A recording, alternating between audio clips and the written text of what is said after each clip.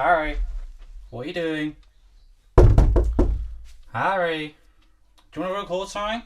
It'll be fun. Harry, what are you doing in there? Fair enough.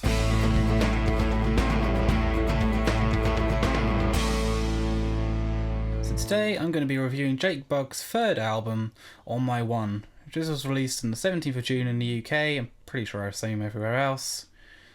Yeah, let's do it. So On My One is Nottingham slang for on my own. That's where Jake Bugg comes from, and pretty much that sums up this album. Jake Bugg produced this album almost entirely by himself. He had a bit of help on 3 songs by a producer called Jackknife Lee. Never heard of him. I'm sure most of you haven't either.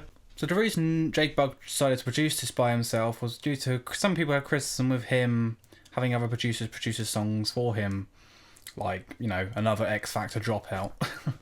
Which I guess is perfectly understandable, and it's nice to see an artist try and showcase what they can do by themselves without external help.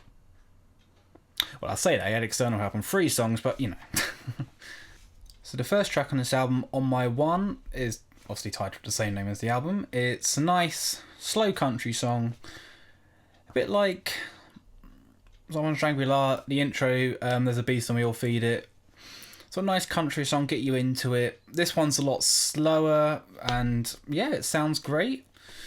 It definitely has the same sort of feel as the other Jake Bugg songs, and a nice sort of start to the album, exactly what you'd expect. Classic Jake Bugg.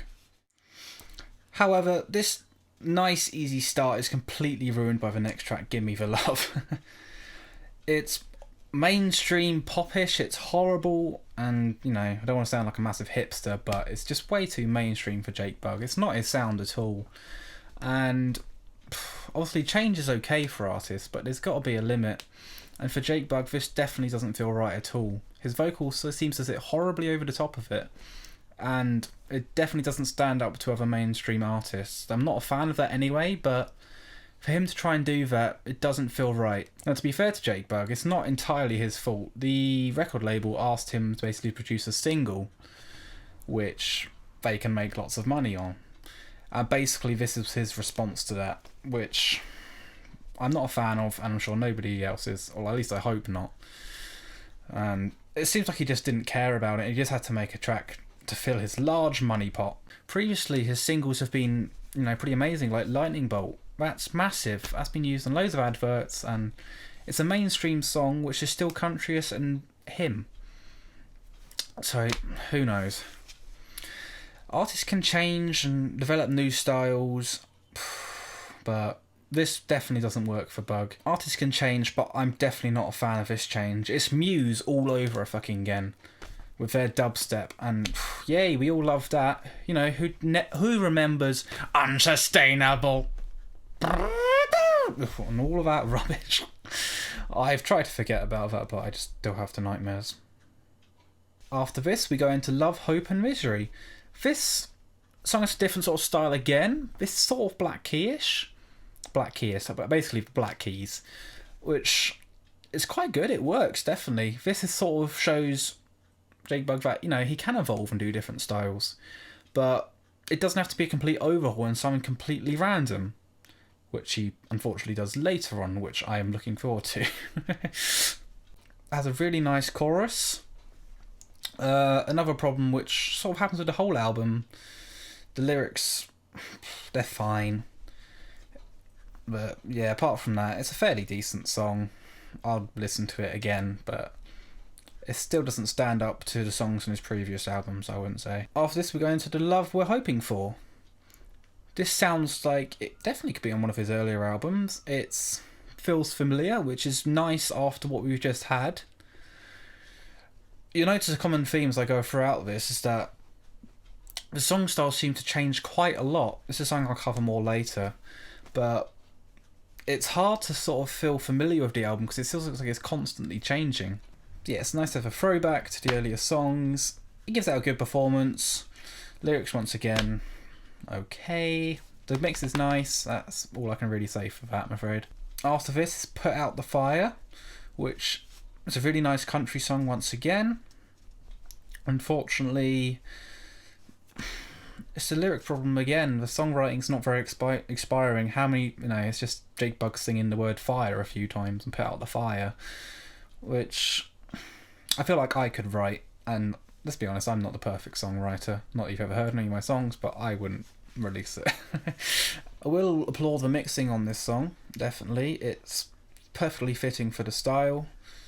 And yeah, I really like the sound of this song. Now the next song is Never Wanna Dance. This is another one I don't like. It's once again a massive change from what we've just had. It's definitely one of the more confusing parts of the album, and it definitely throws me off. It's definitely more hip hop-ish and R&B-ish. It's got Black Keys influence again, indie kind of sound, but I'm just not a fan. And just, I don't know, it's weird. It's got like this weird horn part which comes up at the end. And horns are definitely something I don't associate with Jake Bugg. Although if this is the thing, I'm looking forward to a cracking horn solo on the next album. After this we have Bitter Salt, which kind of, same problems again, it's a bit popish. And it's just not for me. His vocal sounds a bit weird on this song. His vocal just doesn't sound great throughout, to be honest. It may be a thing of digital manipulating, or just Jake Bugg's vocals are just turning a bit odd. Yeah, I just can't get used to the sound on songs like this throughout this album, and it's really sort of throws you off Jake Bugg, which is upsetting because I really enjoyed most of his music. Now the next song is where I really lose it with this album. Jake Bugg starts rapping. Rap. No. Someone better warn Kanye, Jake Bugg's here, MC Bugg. He's going to take over the world with his rap godness. Ugh, it's awful. Kind of, I don't know, Beastie Boys style rap at points, but with the kind of classic hip hop beats. And no, Jake Bugg definitely should not be a rap artist. It's awful song and just shows the whole confusion of the album. Like, coming from doing these country songs at the start to going into doing rap, it's a very weird transition, and it's not one that I would like to see more of at all. But, who knows with his collaborations. We might see Ice Cube on the next album or something. I'm very excited for that. The next song is Living Up Country. This shows sort of how confused the album is, and Jake Bugg really hasn't thought about placement of his songs at all. It's a nice country song which comes after the hottest rap song of the year, which is really odd. And it just completely throws you off. You're in this like hip hop rap beat, and all of a sudden, the classic country guitar work comes out again. And it's just like, like, can you imagine that happening live? Like, what a difference in vibe that would be. However, I really do like the song as a whole. It's much more what I associate with Jake Bugg. It's got some really interesting vocal harmonies. Well, not interesting, but they're just really nice and nice on the ears. I like the guitar work, with just sort of single note guitar stuff going on, sliding between notes. It's not exactly technically complicated, but it's just effective and it really works. It's something I'd like to see more of on this album, but unfortunately we don't. After this song we have All That, which is one of Jake Bugg's more quieter, depressing-y sounding songs like Kitchen Table on Shangri-La or something like that. I want to like it, but for me it's just a bit too dull and it gets a bit boring. Unfortunately, it doesn't really go anywhere. It'd be nice if we had like a nice sort of uplifting chorus that happened for the ends, adds in some more layers or something, but it's just really slow and boring, which is a shame, really. The lyrics, once again, are very uninspired and very dull. It's not a bad performance. His vocals are a bit strange again, but as a mix and a whole, it's fine. I'd listen to it if it was on, but it's not one I'd choose to listen to. Now the final song is Hold On You. It's a lovely way to finish the album. It's a really nice song, it's really catchy, and it's definitely one of the better songs. It's slightly different again, but this one's a good different. This is what Jake Bugg can do that's different but not odd.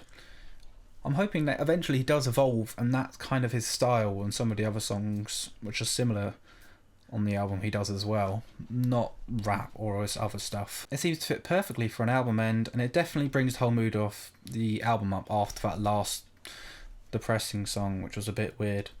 I was praise Jake Bugg for, actually. I've said about the positioning of the songs on the album. The first and the last song always seem to be really good. I don't know how it happens, but it just does. He always opens and closes them well.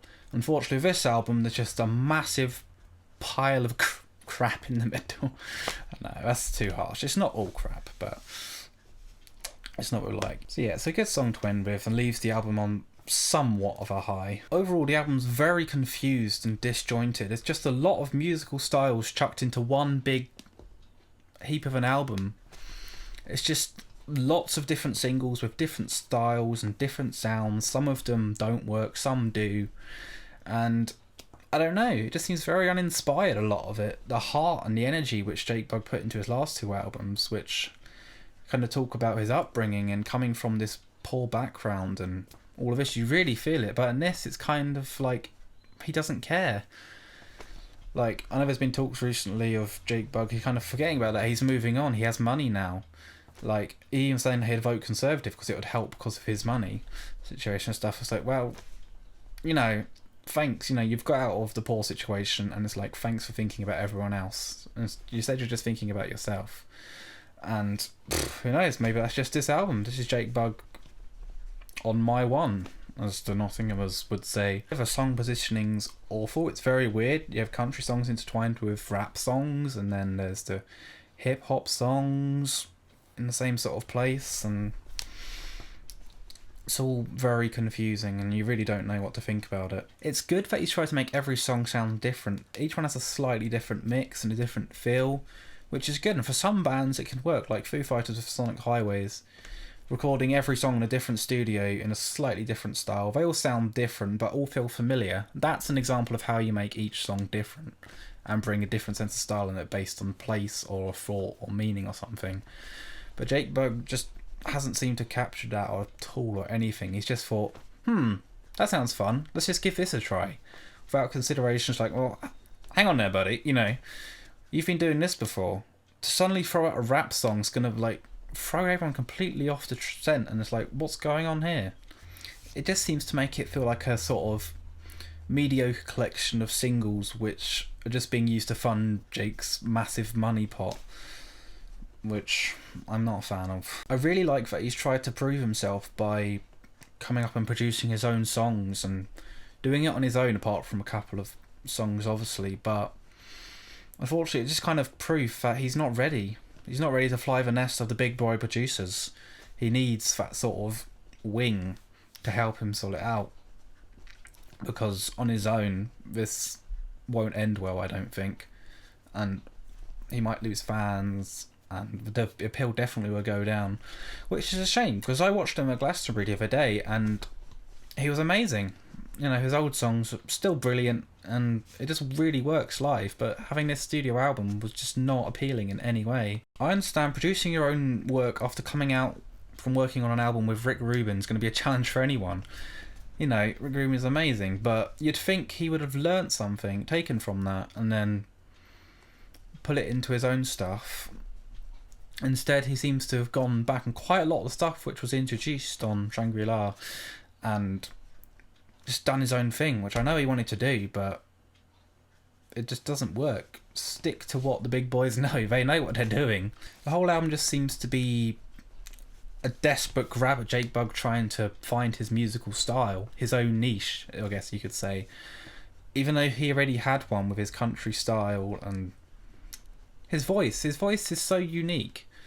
It may not be the best voice in the world, but then, you know, Johnny Cash, he didn't have particularly the best voice in the world, but he was amazing.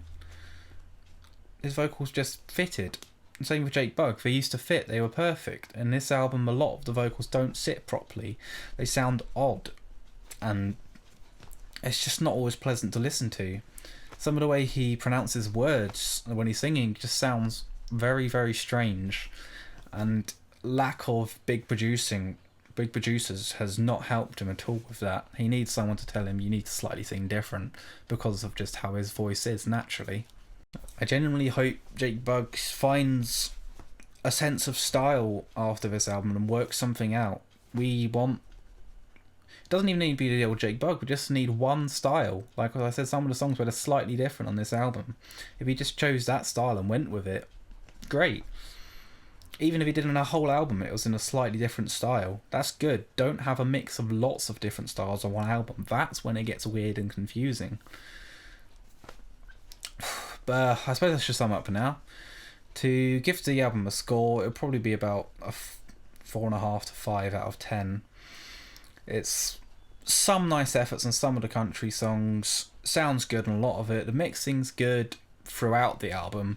However, Jake's performance and singing voice is a bit off at times. The lyrics aren't inspiring, and the rap song immediately loses it 3 points. So that's the end of this review. Join me next time when I'll be talking about whatever albums come out next, or it could be older albums, whatever I feel like doing basically.